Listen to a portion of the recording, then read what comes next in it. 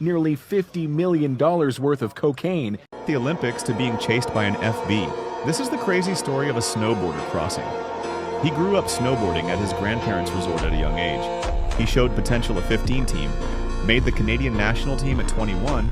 He represented Canada at the Winter Olympics in Salt Lake City. This is where things got crazy drugs, but not using them.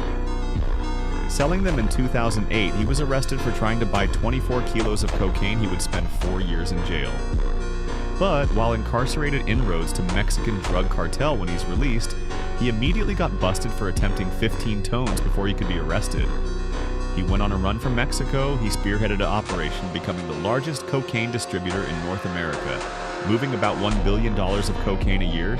The FBI have placed him in the top 10 most wanted list with a $15 million Showing bounty. off what they describe as seized earlier this month after Mexican authorities executed several search warrants. So how did Wedding end up as a fugitive? Ryan Wedding is a modern-day iteration of Pablo Escobar. At the 2002 Winter Olympics, Ryan Wedding finished as the 24th best parallel giant slalom snowboarder in the world. But after his run as an Olympian, Wedding is believed to have entered the drug world after taking a bouncer job at a nightclub, according to Rolling Stone. In June 2008, Wedding was convicted of conspiring to possess with intent to distribute cocaine, according to a criminal complaint. It was after his release from prison in 2011 that prosecutors allege he became a drug kingpin. In 2024, federal prosecutors released a superseding indictment charging Wedding with running a criminal enterprise, cocaine trafficking, and murder, in an operation stretching across the US, Canada, Mexico, and Colombia. More charges, including murder, witness tampering, money laundering, and drug trafficking, were added by prosecutors in November this year. At least a dozen other people have been arrested in connection to the case. As of the start of December, Wedding was believed by authorities to be under Sinaloa cartel protection in Mexico, facing an international manhunt with a $15 million reward for his capture. And just to tell you how bad of a guy Ryan Wedding is, he went from an Olympic snowboarder to the largest narco trafficker in modern times. He is a modern-day El Chapo. He is a modern-day Pablo Escobar. And he thought he could evade justice. But these brave men and women put together a prosecution package, put together an investigative package, put together an operation strategy, and here we are today bringing him to justice for trafficking hundreds of kilos of cocaine and also for the murder. You from personal experience being in one, Chris, you from personal experience chasing one down, or all of these guys down, how embedded are these drug cartels in the United States, and how, and this is more for you, how difficult is it to get out? I mean, is it impossible once you're in, you can't get out, sort of like the mob? Yeah, for me, they were everywhere in the United States, no doubt. And for me, the only way out was either being arrested or being killed. And, you know, I'm blessed to be arrested. Yeah. Chris, do you agree that they're embedded everywhere?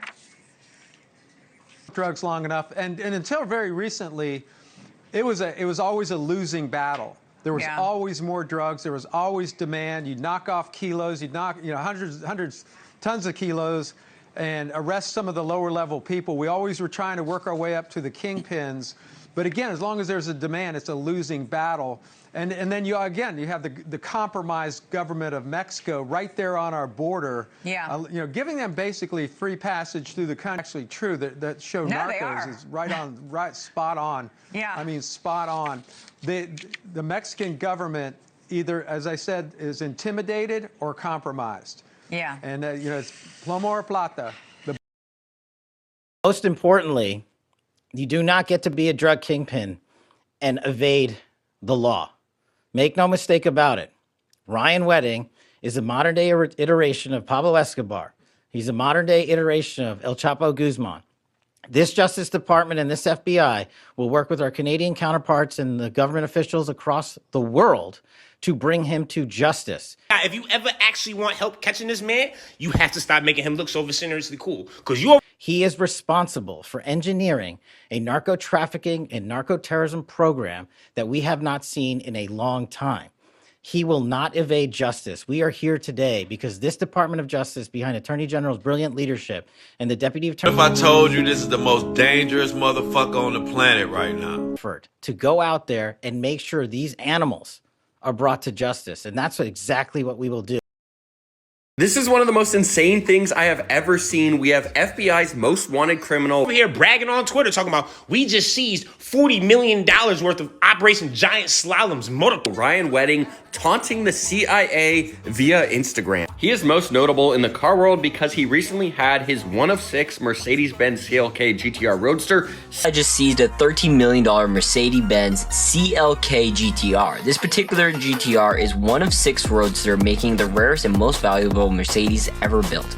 Agents took the car during a raid tied to the former Olympic snowboarder Ryan Wedding, who's accused of illicit funds to buy ultra high-end assets. Because the car was allegedly purchased with laundered money, it falls underneath federal assisted forfeiture laws and would eventually be auctioned by the government. With one of the world's most rarest V12 homologation monsters now sitting in FBI custody, do you think the CLK GTR will set a new record if it ever hits the auction block? And now he is back with a series of Instagram posts over the last couple days that I can guarantee the government is looking at with a fine-tooth comb. This one in particular was pretty interesting to me. He said, starting over one piece at a time. This is in reference to a seizure that happened a couple weeks ago where the FBI took $40 million worth of his motorcycles. This is funny because one of the motorcycles is actually signed directly to Ryan. We can see Para, mi amigo, RW. Other posts included some watch, some jewelry, some looks like expensive bottles of liquor in the back. He also got his hands on, I believe, a replica of himself. He was in the 2002 Olympics, and a lot of people missed it.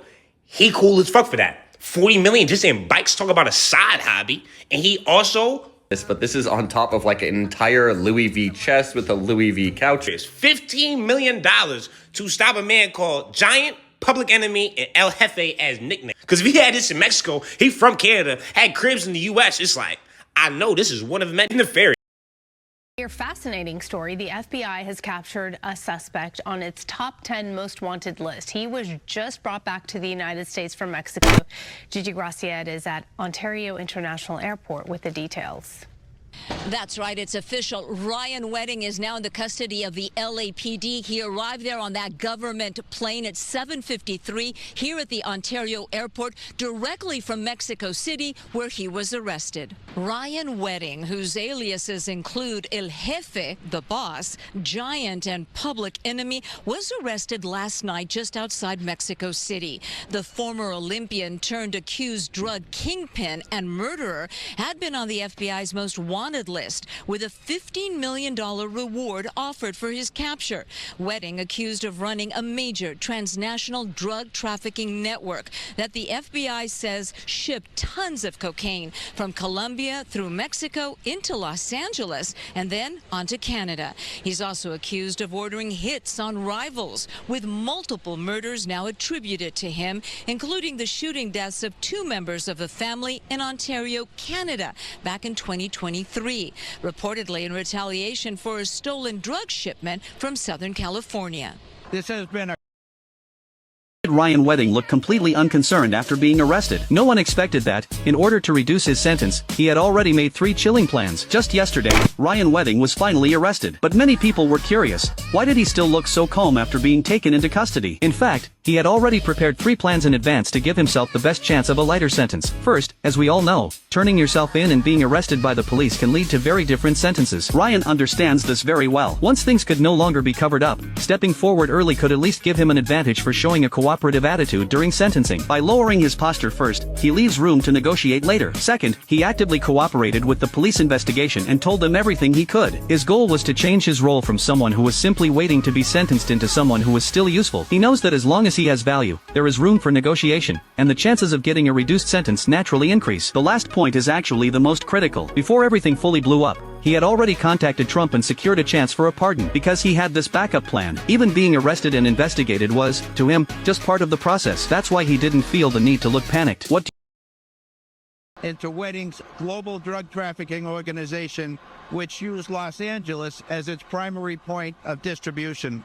Our collective efforts led to the seizure of more than 2,300 kilograms of cocaine, 44 kilograms of methamphetamine, 44 kilograms of fentanyl, 8 firearms, and over $55 million in illicit assets. And these is Olympic medals, some works of art. And it's like, okay, this is an Olympian snowboarder turned snow pusher, and now he's on the run being defended by the car. While they're not releasing details of how Wedding was captured, sources tell us the FBI working closely with Mexican authorities and Cartel, while also amassing $40 million worth of bikes and then $10 million worth of 1 of 10 cars. And you think I'm supposed to hate this nigga? Like, oh, that's not my problem. Drugs don't kill people. People that do drugs, they die. And that sounds like they... The DEA have been hot on Wedding's trail for over a month. In December, officials got one important step closer to him when they seized his motorcycle collection in Mexico. The 62 motorcycles said to be Wedding's prized possessions, valued at $40 million. In addition to the motorcycles, authorities also confiscated drugs, including cocaine, meth, and fentanyl, artwork, Wedding's custom Mercedes-Benz valued at $14 million, and 2 Olympic medals. Again, no details of how Ryan Wedding was actually taken into custody in Mexico, and the FBI won't say if anyone will be claiming that $15 million reward. He will be booked in Los Angeles and is expected in federal court in downtown Los Angeles. This boy that moved about $1 billion worth of cocaine and is basically accused of running a criminal enterprise that has smuggled 6 metric tons of cocaine a year in Los Angeles. They are calling this guy the modern day Pablo Escobar. They have him listed as the #1 most dangerous man in America right now, most wanted, a freaking snowboarder. Wedding was arrested in 2008 after he attempted to purchase 24 kilos of snow, and one of the arresting officers said that Ryan was the most hostile suspect that he had ever arrested. Him and one of his partners were arrested outside of this hotel in San Diego, and according to the arresting officer, Ryan was basically completely silent until the strip search where he was pissed. So this deal was between Ryan, his friend Hassan, another guy named Michael, and then what ended up being an undercover agent named Yuri. So Michael and Hassan quickly take plea deals and just want this over with. But Ryan, he said he was not guilty and that his friend actually was making him the fall guy. In court, his attorney said that Hassan had planned all of this out to make Ryan look bad, that Hassan had told Ryan his credit card was maxed out, which made Ryan fit the bill for everything that they were doing. His lawyer said that these men were speaking Farsi and languages that Ryan didn't understand, and that when they did speak English, they talked in code words like calling snow cars, and that, he truly believed they were out here trying to buy some cars. So really, Hassan is the ringleader who made Ryan look so bad, and Ryan was just an innocent person. He ends up going to court, he's found guilty, and then on May 6, 2010, he received his sentence. In this hearing, he told the judge this was not in his character, that he wants to rebuild his reputation, and that as an athlete, he was taught that there is no second chances, but that is what he was asking for. The judge could have sentenced him to over 80 months in prison, but instead, they gave him 48 months, which is 4 years. But what that ended up doing was directly pushing him into the arms of the people he needed to know in order to further his life in this profession. We don't know a lot about what he was like during prison, but we do know that he had multiple girlfriends, at least 5 of them, and they all thought that they were the only ones. He would allegedly have them run errands for him, do things for him, simple things like, washing his car. But he also ends up getting married to a Persian Canadian woman. I also read a few things about her, but it's not relevant to Ryan's story. He ends up getting out of prison December of 2011, and he is deported back to... Ryan Wedding is essentially, at this point, one of the leaders of the Sinaloa cartel. I mean, it's that simple. He is vast. His network is vast.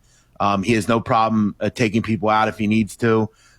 He's being protected by some very powerful people. And that's the thing about cartels. I mean, people just think of them as these entities that move.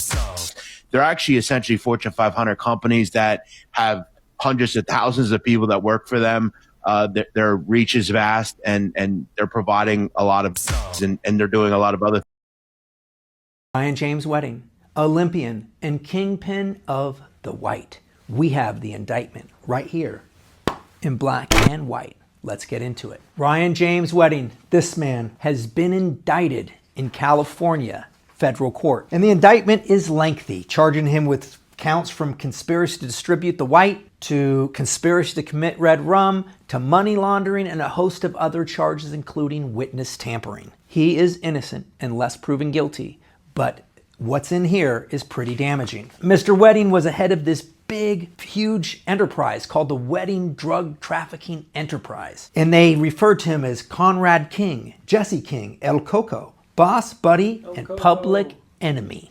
And it was pretty sophisticated. According to them, Wedding Criminal Enterprise, what they would do is they would do deals with prominent cartels, Mexican cartels, and they would utilize boats and planes and move hundreds of kilograms of the white from Colombia to Mexico. And then it didn't stop there. Then they would get semi-trucks to smuggle the white across the United States from the Mexico border and into a place called Riverside, California. And it was there in Riverside, it was called the hub, where the white was stored, broken down, chopped up, and then sent out to Canada and other parts in the United States, other states. They were also violent. Yes, according to this indictment, there were 3 red rums. They would commit red rum against people that were competition or people that had screwed them over, stole some white, ruined a deal. And they refer to one of these victims as victim A. And what they claim that happens with victim A is that he's in Medellin, he's eating at a restaurant, just minding his own business. And then along comes some assassins, and they come and they, boom, right in the head, boom. And then a photographer comes and snaps a photo, and they say, right in the head, boom, give the proof. And there's supposedly messages and pictures and stuff like that. They even show some pictures in the indictment. Look at these ones. This must be the white. See it. Right, see it? Oh, whoa, that's a lot of white. Look at this white.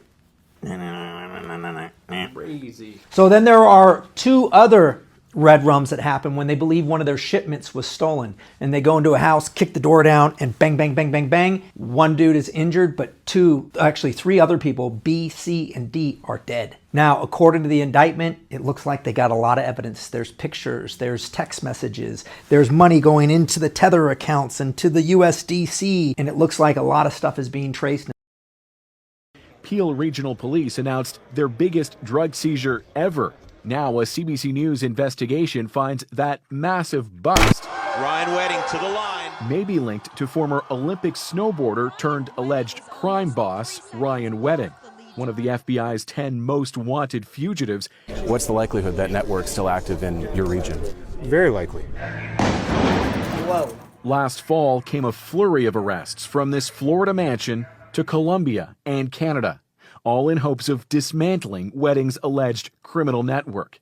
But in court documents we obtained, U.S. prosecutors say Wedding continues to traffic drugs while in hiding. There certainly are elements of his network that remain in place, but I couldn't say much more than that at this time because of multiple ongoing investigations. Peel police arrested these men in connection with that record cocaine haul moved across the U.S. border, mirroring the smuggling routes linked to Wedding.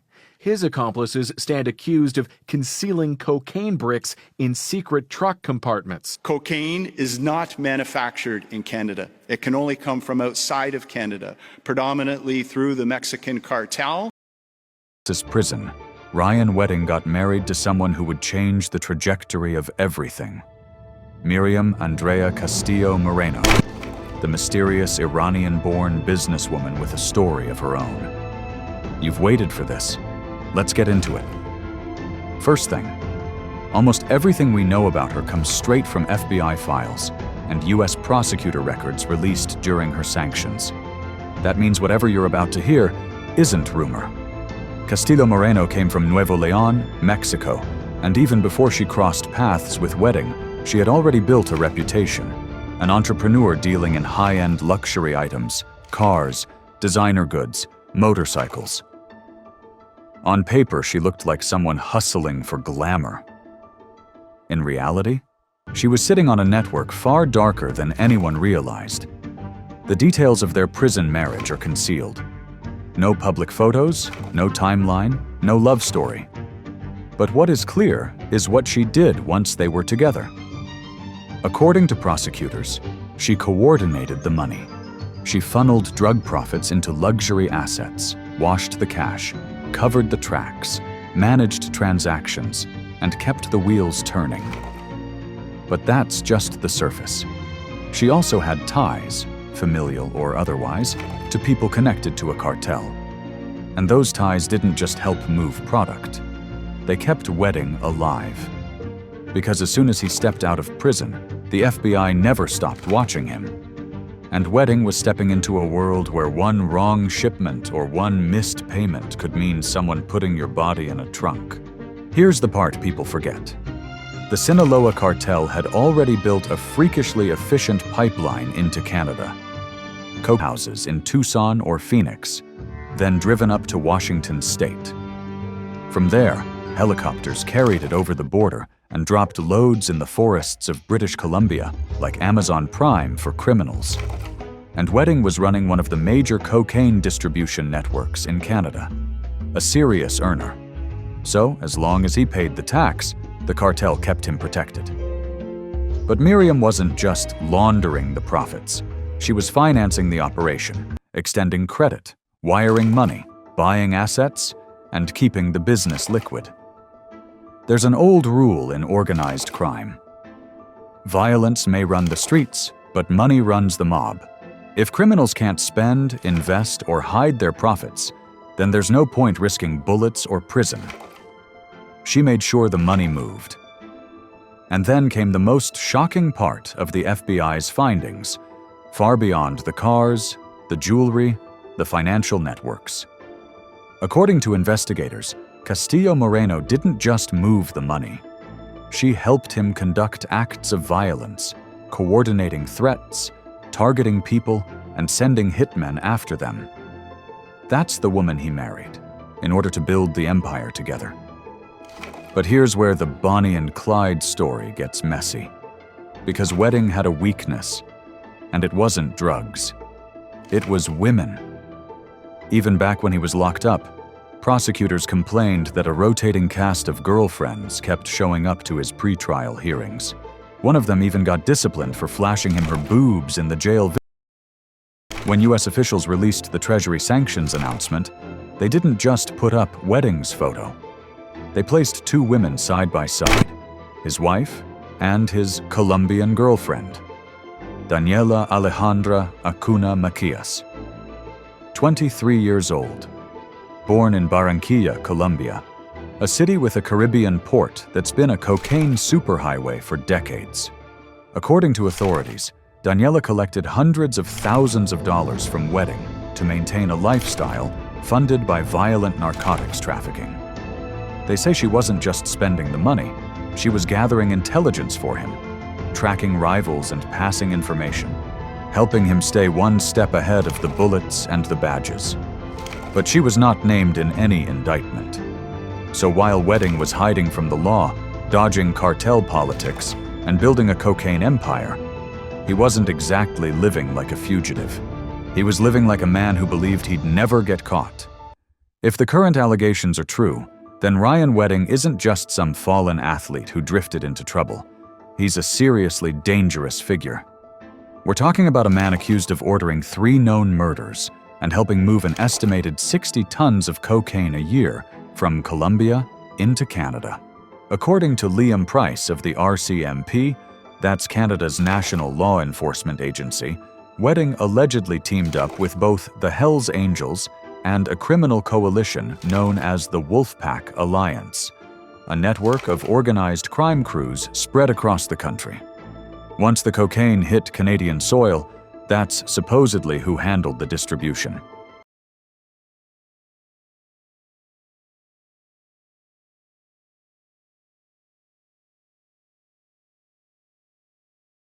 In the winter of 2002, millions watched athletes from around the world compete on snow-covered mountains in Salt Lake City. Among them was a Canadian snowboarder named Ryan Wedding, disciplined, focused, and representing his country on the Olympic stage.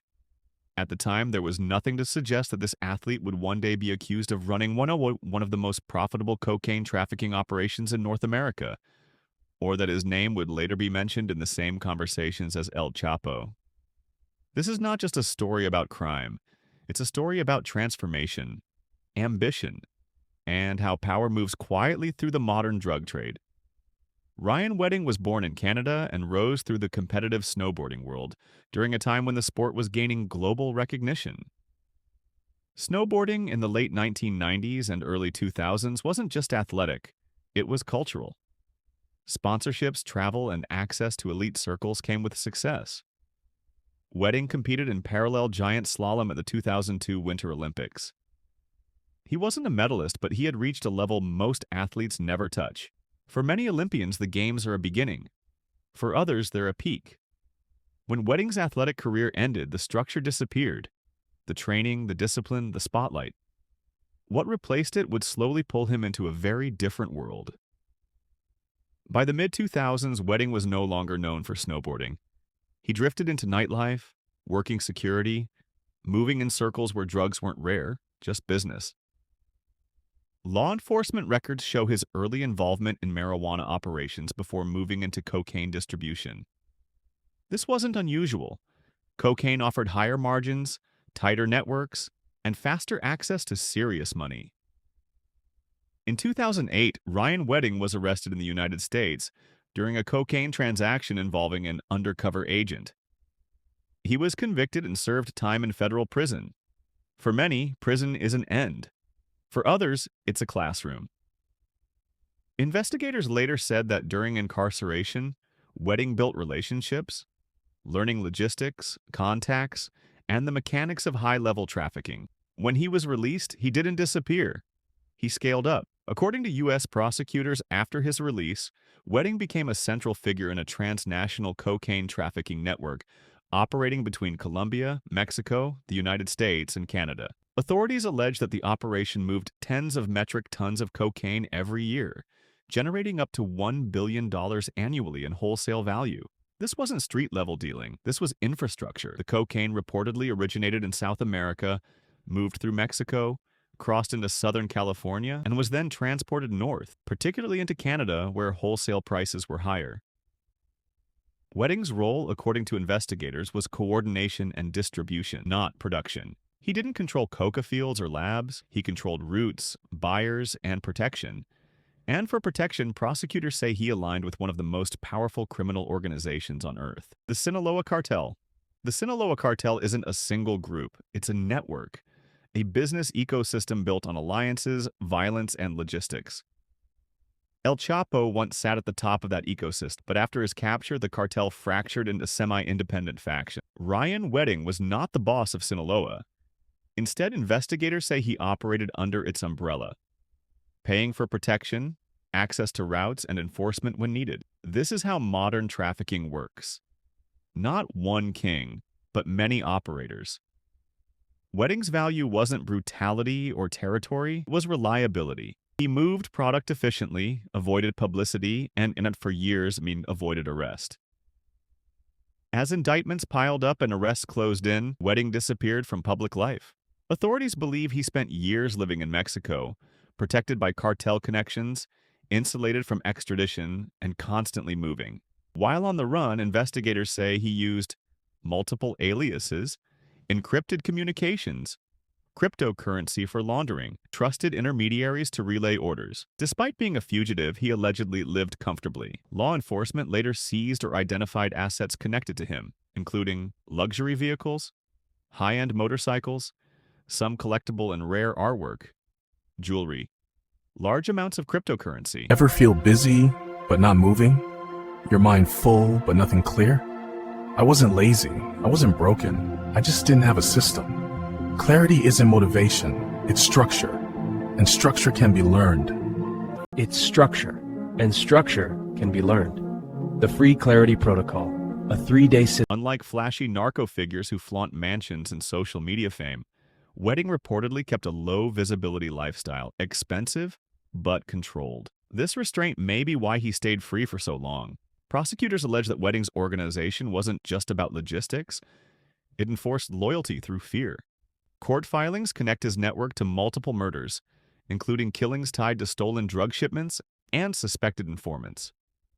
In one of the most serious allegations, authorities say Wedding ordered the killing of a potential witness before that individual could testify. These weren't spontaneous acts. They were described as deliberate, calculated decisions meant to protect the flow of money. This is where comparisons to cartel leadership begin, not because of fame, but because of command responsibility. Law enforcement officials began referring to Wedding as a Canadian El Chapo, but the comparison deserves context. El Chapo controlled territory. He commanded armies. He reshaped global drug markets for decades. Ryan Wedding, by contrast, is accused of operating a single, highly profitable corridor within a larger cartel structure. The similarities? Massive cocaine volume, international reach, use of violence, years spent evading capture. The differences? No territorial rule, no cartel leadership, no public myth building. Wedding represents a new archetype, the modern trafficker. Quiet, mobile, financially focused, less legend, more logistics. Ryan Wedding's story isn't just shocking because of where he ended up. It's unsettling because of how ordinary the beginning was. An athlete, an Olympian, a man who once represented his country. His descent didn't happen overnight, it happened step by step. Opportunity, risk, reward, escalation. In the modern drug world, power doesn't always wear a crown. Sometimes it wears silence. From the Olympic slopes of Salt Lake City to the hidden corridors of international crime, Ryan Wedding's life traces the evolution of the modern drug trade itself, not ruled by kings alone, but by systems, partnerships, and men willing to disappear into the shadows. This wasn't just a fall from grace, it was a transformation, one that ended not with applause, but with a prison door closing.